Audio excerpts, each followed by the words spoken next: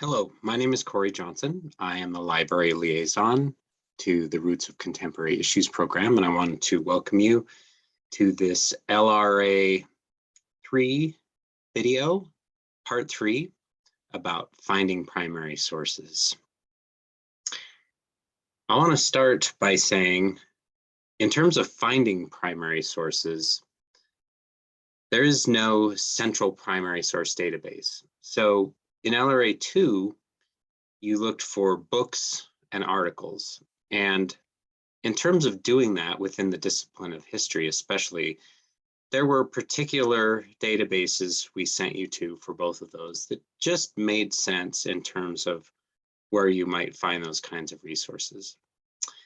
Primary sources can be anywhere and everywhere. And part of the reason why there is no central primary source database per se is because what is a primary source for one person's project may not even be a primary source for someone else's. So it depends, again, on this idea of time or some historical time period that a researcher chooses oftentimes is what dictates what makes a primary source for you.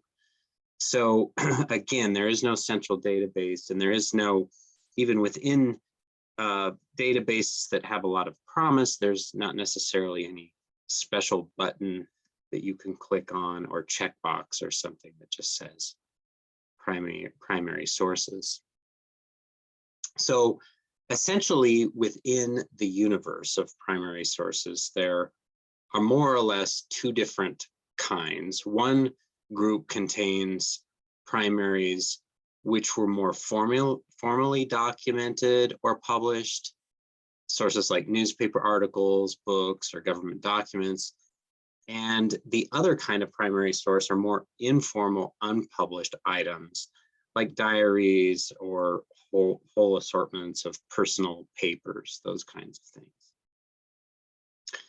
What you're seeing in front of you is question number 1 about finding primary sources from the LRA 3 template. And within that,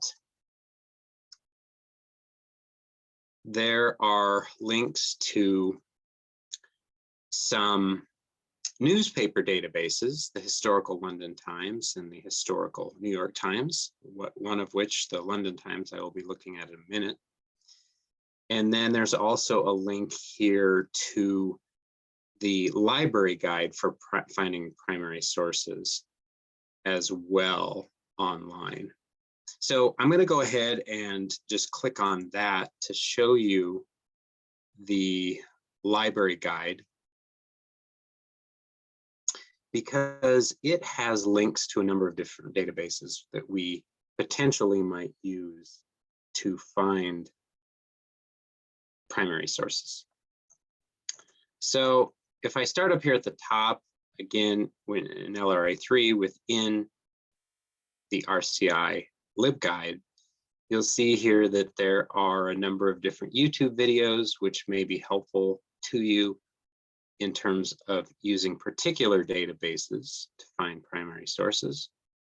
And then down here a little bit farther, there are groupings of links to primary source databases that might be helpful to you. So here's the Times of London, Historical New York Times, Reader's Guide Retrospective, which covers magazines in the United States during the 20th century, a number of different things from Britain, including The Economist and the Financial Times Historical Archives, et cetera, et cetera. So you want to look at this.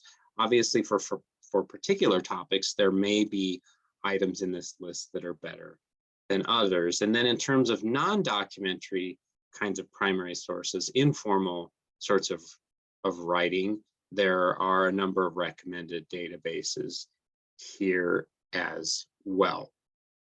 So I am going to start by showing you an example of looking for a documentary primary source. So I'm going to go into the Times of London, which you could see, if you notice there, that it covers 1785 to 1985. I am off campus, so need to log in to the system. If you're on campus, you don't need to log in. And you just use your, by the way, your network ID and password to log in. The same thing you would use to get into your online course spaces, or like, for example, my WSU. So here we are at the advanced search screen, and I'm going to use today for this video authentic student topics from prior semesters in RCI. This was a student looking at the historical development of women's rights in India. So I've got India on one line, and then I'm going to put woman or women. That's what that question mark is for there. I'm going to make this slightly bigger as well.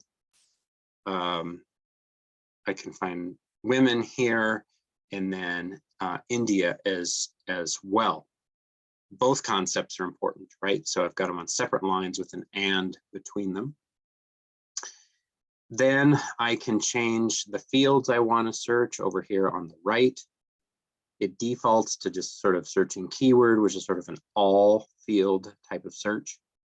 You can broaden your search by changing this to entire document, which is going to search every word of every article in the system. And this can be good strategy to use if, for example, you're looking for the name of a very particular person or a particular piece of legislation or something like that. That could be a good strategy. You also can limit your search to a more detailed and narrowed kind of venture from the keyword by doing something like document title, which you'll see here. I am clicking on that because that's typically where I start. I hope to be efficient about my search and find documents that actually have my keywords in the title of that document, under the supposition that the most important words about any document are those in the title. So hopefully there'll be some newspaper titles, that article titles that have those words in it. Now, two important things to note though about newspapers in terms of finding primary sources. One is that they oftentimes do not have very descriptive titles for their articles like we do in more recent times. So sometimes searching by title is not necessarily very helpful. The other thing is when you go to do your Chicago citations for historical newspaper articles, you'll notice that oftentimes, in fact, most of the time, there's no specific author credit given to an article. And so you'll actually start your Chicago style citation with the title of the article because, of course, there is no specific author. So just keep those things in mind as well. Also, before I hit the search button, I just want to mention that finding newspaper articles as primary sources is typically a good way to start for your project. Newspapers cover every topic under the sun, and they've been around for a very long time, and they typically come out daily, for example. So there's a lot of newspaper articles, and you should hopefully be able to find some for your topic. Now, the downside to using newspaper articles for primary sources is that newspaper articles tend to be very short, and they tend to be more objective and fact-based as opposed to providing a lot of analysis. So keep that in mind as you're doing your research. If I click the search button, I will get a set of results. And by the way, everything in here is in full text. So you do not need to go to paper sources. Everything is digitized. And you'll see here a number of sources that talk about the women of India, women doctors in India, et cetera, medicine for women. And if you were interested in one of these, you could click on the title of it. It will now show you the full text of that article. And that could take a minute for it to come up since these are big digitized files. So here it is. And so you can read the article and figure out why this, how this may help with your project. It's also important to note here in the upper right that if you want, you can immediately download the article to your computer. You can also send it to yourself as an email. And then also, obviously, you can cite it as well. And if I click on that link, it defaults to showing it in MLA, but I can go to Chicago 17th edition, which is what we're using for this class, and copy and paste this particular citation into my LRA.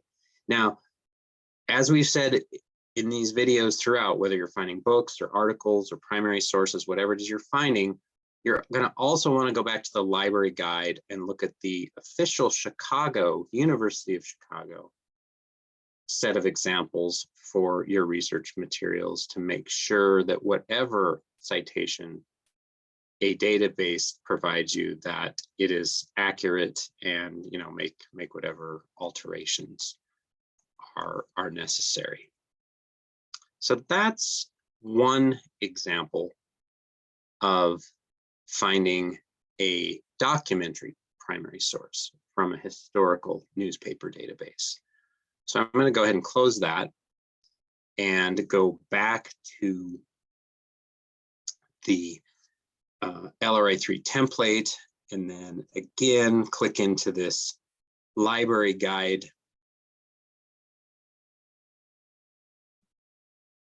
and the list of potential databases, and now show you an example of a non-documentary primary source search. So again, go past these YouTube videos down here to this list.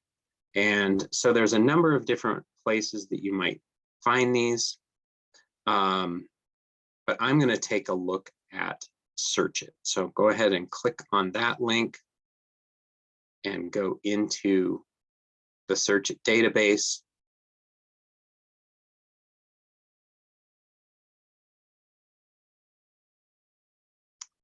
And from here, I'm going to go to Advanced Search. And I'm going to enter some terms, again, from a student topic, a real RCI student topic from a previous term. This student was looking at the historical development of state-sponsored assassination. And so I'm putting assassin here with an asterisk, so I can get assassin, assassins, assassination, assassinate, etc., different variations on that term. I'm going to also go in here and in a second line, type in words that describe informal primary source information types, like letter, diary, interview, or speech.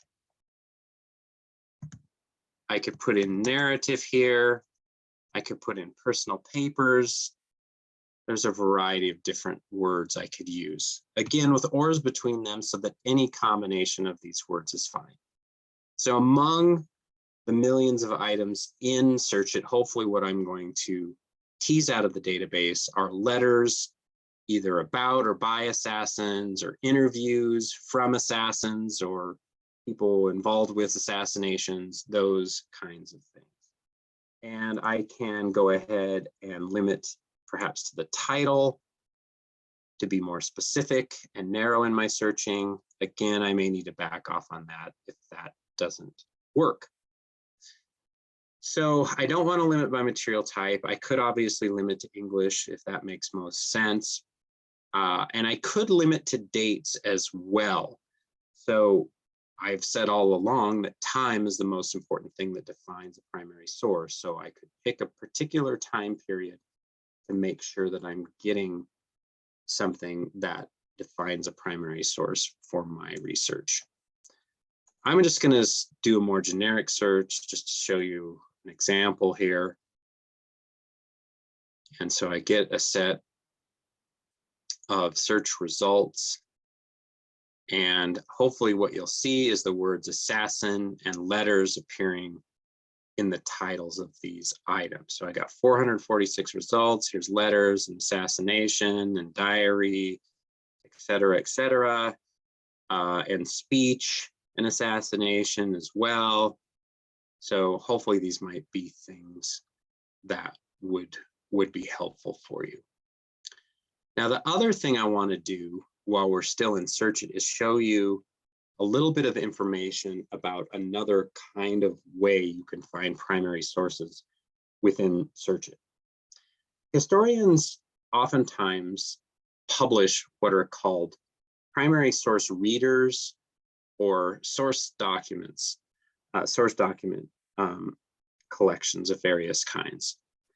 And in that case, what you would do is there is actually a subject heading. So I can go into this any field area and put subject and type in the word source. So again, for like source reader. And in this case, and I would want to take out this line about diaries, letters, and whatever, because what I could find in a source reader, potentially again about assassins, are a series of letters and diaries and speeches that have all been put into one book. And for that, if you're looking for one of those, you definitely would not want to limit to a deep historical time period, because a collection of primary sources about a historical topic could be published at any time. In fact, could be published quite recently. So if I did a search like this, then I could see if there are source books that are available for my topic. And again, these books can sometimes be very helpful in your research. I want to close by talking a little bit about a couple of other places that you might look for primary sources that maybe are not necessarily so obvious. So yet one last time, I'm going to click into this primary sources LibGuide and scroll to the part about database lists and talk to you about first about Google products, Google and Google Scholar. Now you might think, why would I want to go to Google to find a primary source? Well, oftentimes historians, people who work in museums, librarians it could be, digitize sets of primary sources and make them available to researchers online for free. So if you go to Google and you not only type in words that describe your topic, those keywords, but also type in words like primary documents, primary sources, primary collection, or something along those lines, it is entirely likely that you might find digitized materials for your topic. And every semester, students find treasure troves of information online, freely available, that help them with their RCI projects. Now, also, if you look at the screen here, a couple of other good places you can look. The first one is another Google product, Google Books. Google Books is the largest book digitization project in the world. And so there are millions and millions of books in this system. The books that are freely and fully available, in other words, the entire book has been digitized, are those that are out of copyright, which are books where the authors are dead and long gone. So a lot of them are history books. And so they're books from deeper history that you could use as primary sources. So if you go to Google Books by clicking on this link, it's just books.google.com, by the way, in terms of a URL, you might find some really good primary sources. And the thing that's great about Google Books is that they index every word of every page of every book. So you can actually search within side books in order to find key information. So it can be a very good place to go. And then another huge digitization project is something called the Hathi Trust. And I'm mousing over that right here. This is just a large collection of historical items digitized, government documents, books, all different kinds of things, and it can be a very good place to find history primary sources. So this concludes the LRA3 video about finding primary sources. Good luck with your research, and as always, go Cougs.